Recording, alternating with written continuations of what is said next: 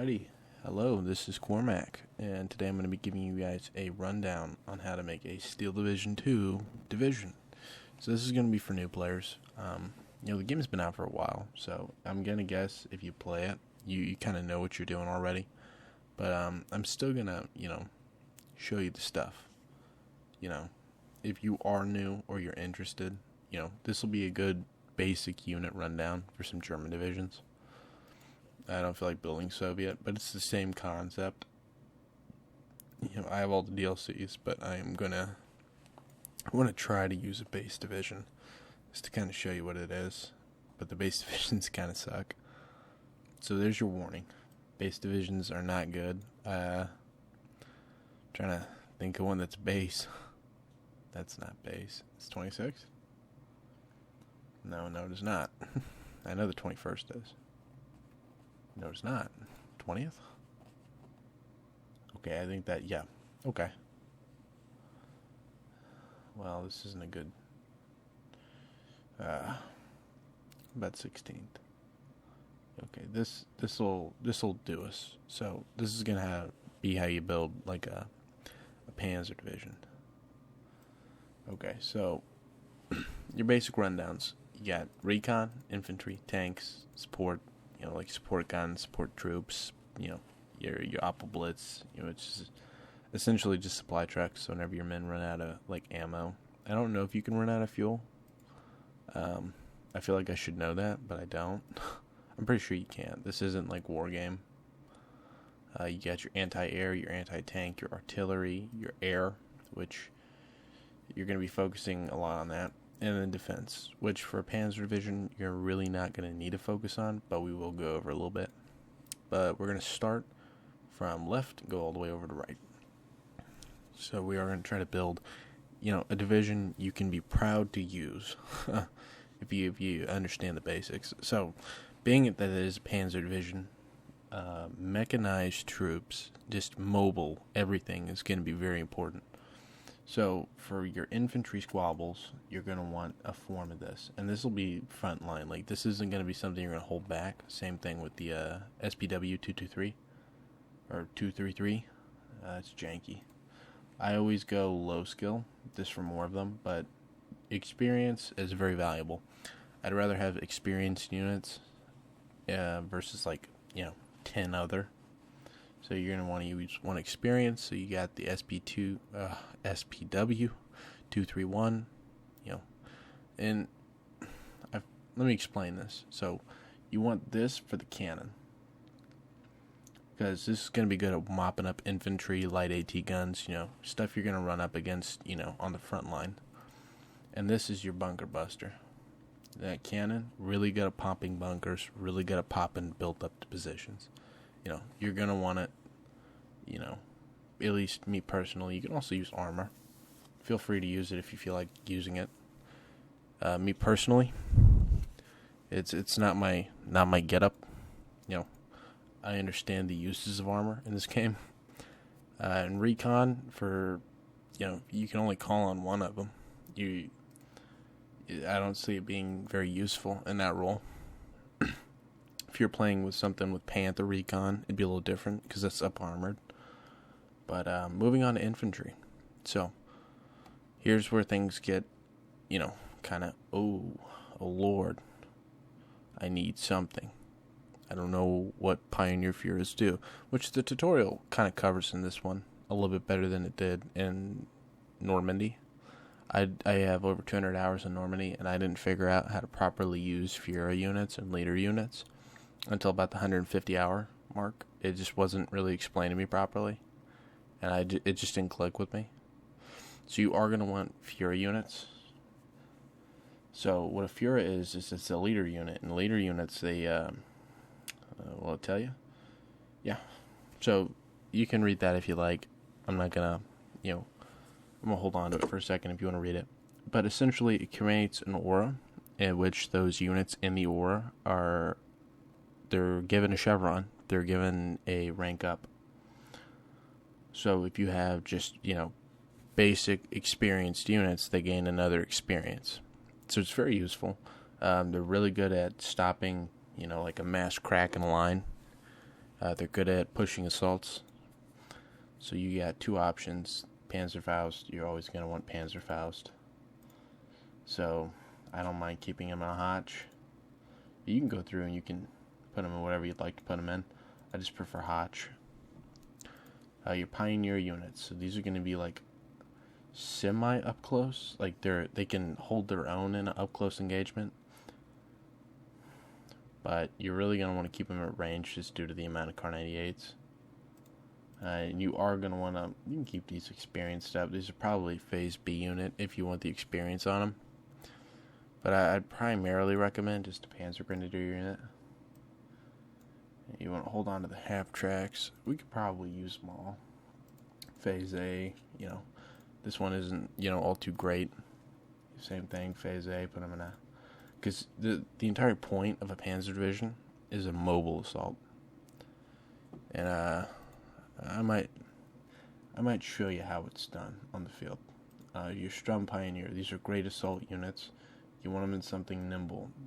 You want them in something really nimble. And the fastest vehicle we have, I believe, is, it's the Opel.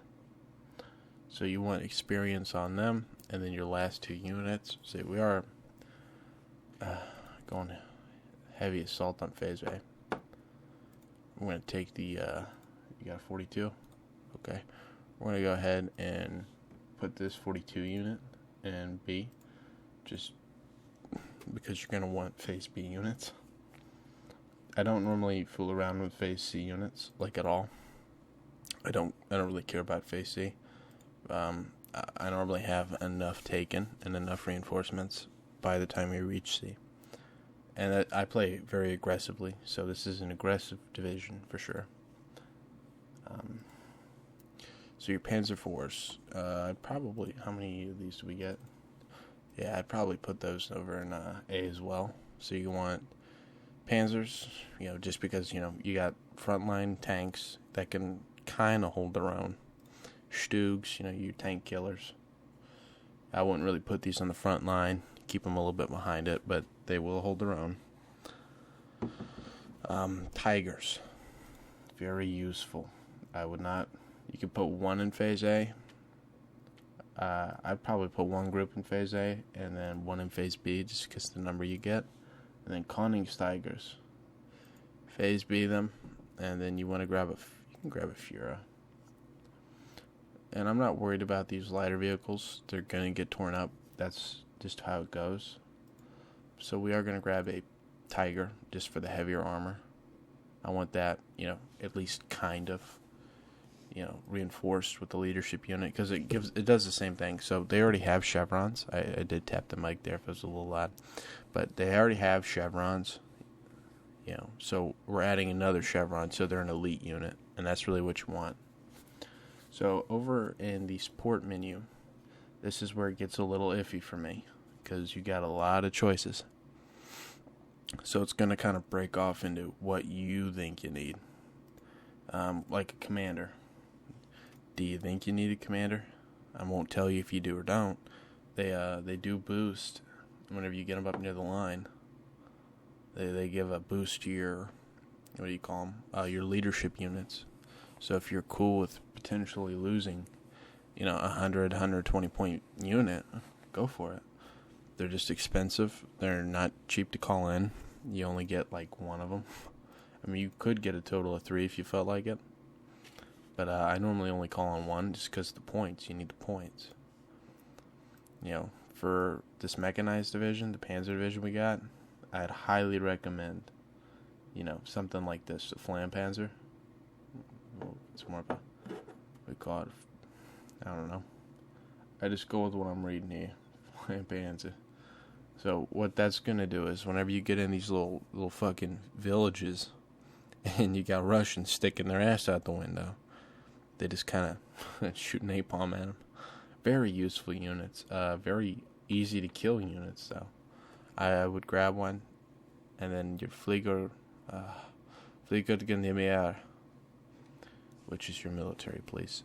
They do essentially the same thing as a leadership unit, except, they won't surrender. Units just won't surrender.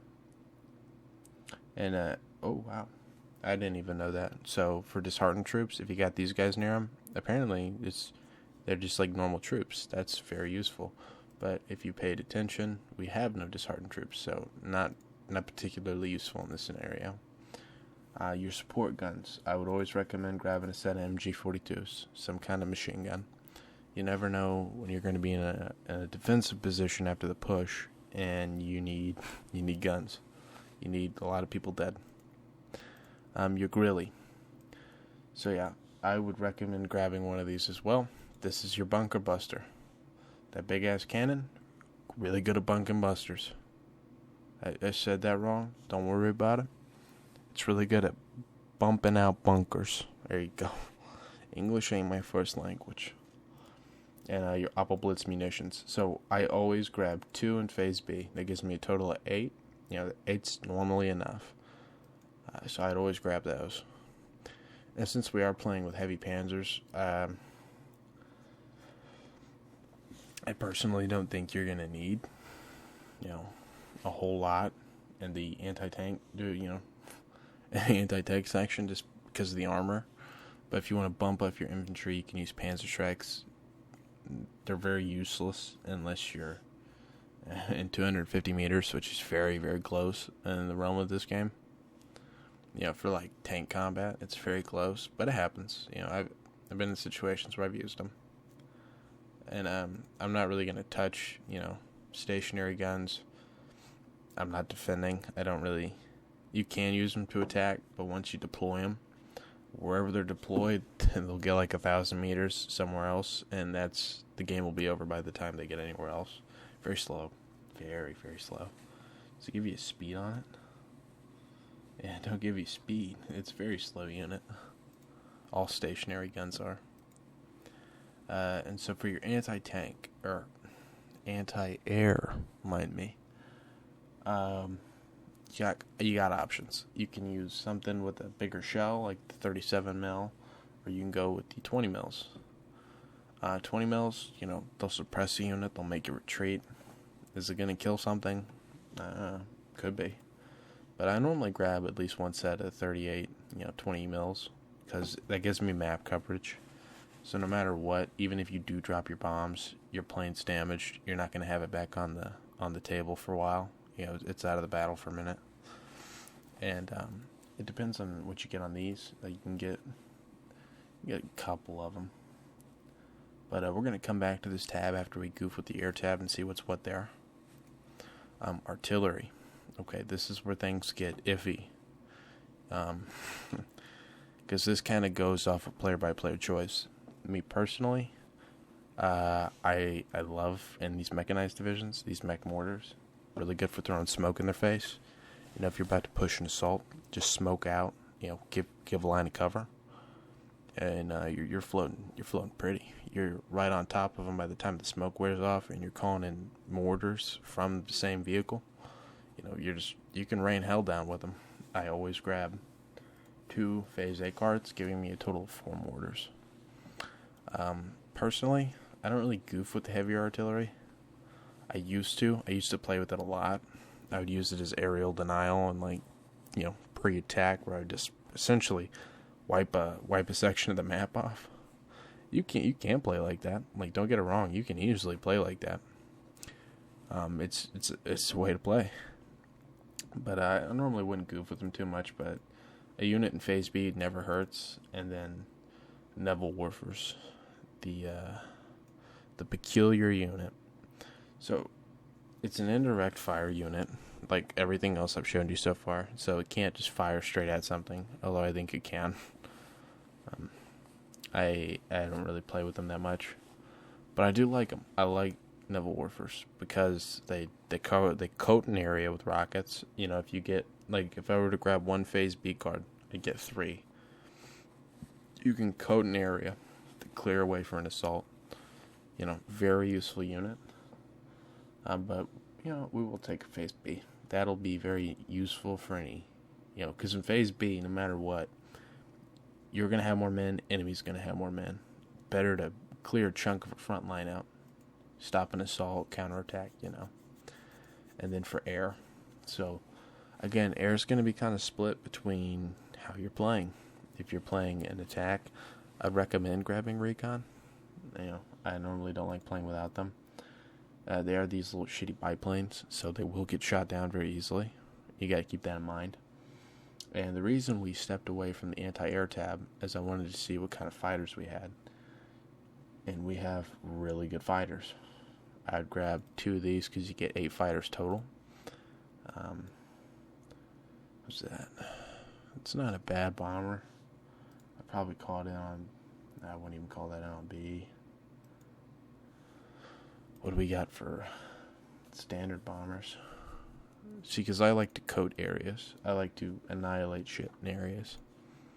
So, your heavy bombers, it's got over 500 kilograms, so it's going to destroy whatever it lands on. It's just landing on it. And then your fighters, well, this is tank killer, rocket thingy-mabobber. It shoots rockets. They're really good at killing tanks. Not great at suppressing units or anything. They're really only good against mechanized and armored targets. And that's very important to keep aware of. If you are playing against someone you know, or if you're playing solo and skirmish, how much armor does the enemy have? How much armor do you think they're going to stack up? What kind of division is it? Does it allow them to have, a shit ton of good armor? Are you going to be fighting IS-3s? Just kind of pros and cons it. Personally, I don't really use rockets that much. With the tanks we have, I'm not worried about enemy armor. I'm worried about infantry. So I'd grab that in phase 2. And that chalks us up. So we have you could probably call on more of these, eh? So it'd really be up to you, because this is a medium bomber. It would still do considerable damage to infantry units, bunkers. You get more of them in phase B versus these, but these carry a heavier payload, which I value a little bit more. As this carries over 1,000 kilograms of high explosive. That's very useful. At least, in my idea, wiping something out, clearing an area, use that in combination with artillery, naval warfare, armored assault. You could really punch a hole in someone's line. And now to the last, but not yet least, tab, we have defense. So, this is a very lackluster defense. So, what I always do, I grab one set of trenches. Normally, I guess they changed it. But yeah, normally you'd have to grab 2 things of barbed wire, but they changed it. And you'd grab MG bunkers. Gun pits aren't really useful, in my opinion, in your deployment type. So I would personally, for this kind of division, you're better off going Maverick. Get heavy in front, heavy in middle, light on that, because light on C. I don't use C at all. So it's good to have that kind of built up like that. You're going to name your division. Fingers onto the keys. For me, I want to play test it later, and I'll probably record that. Let me know if you guys want to see how that goes. It's a good division. It's something you could field and win. It's something I could field and win. It's not the only problem would be you're light on infantry in the front half. So literally, it'd just be skirmishing in the front half with armored support, machine gun support. You got a bunch of support. You could very easily take, a little section of the map and then use that as a jump off point for B. Mm-hmm. But that does her. There's your division, boys. So yeah, that's the core basics of how you want to build the division. And we're going to go over these basics one more time for you. You want recon that can handle infantry, bunkers, and light armor. You want infantry that can easily, hold an assault. Here goes your Strom Pioneers.